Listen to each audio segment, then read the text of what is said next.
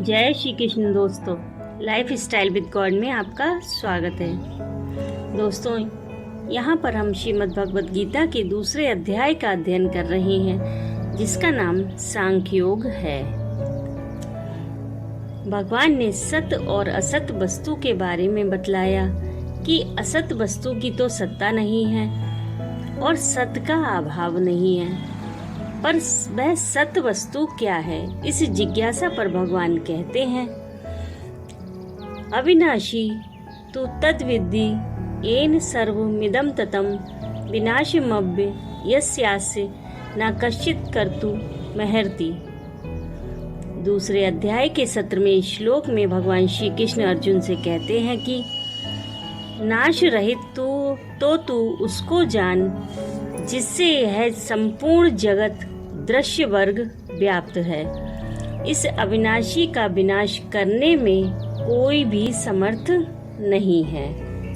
इस श्लोक में अविनाशी किसे कहा गया है? शरीर, इंद्रिय, मन, भोगों की सामग्री और भोग स्थान आदि समस्त जड़ वर्ग चेतन परमात्म तत्व से व्याप्त है।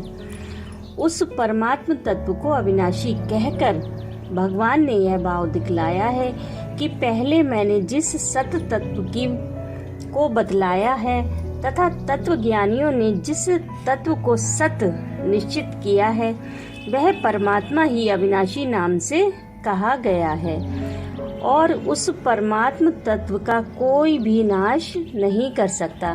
अतः सदा सर्वदा विद्यमान रहने वाला होने से यह एकमात्र सत तत्व ही है।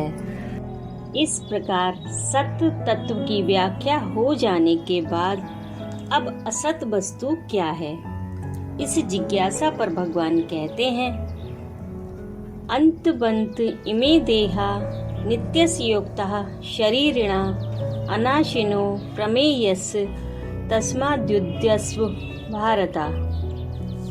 दूसरे अध्याय के 18वें श्लोक में भगवान श्री कृष्ण अर्जुन से कहते हैं कि इस नाश रहित अप्रमेय नित्य स्वरूप जीवात्मा के ये सब शरीर नाशवान कहे गए हैं। इसलिए हे भरतवंशी अर्जुन, तू युद्ध कर।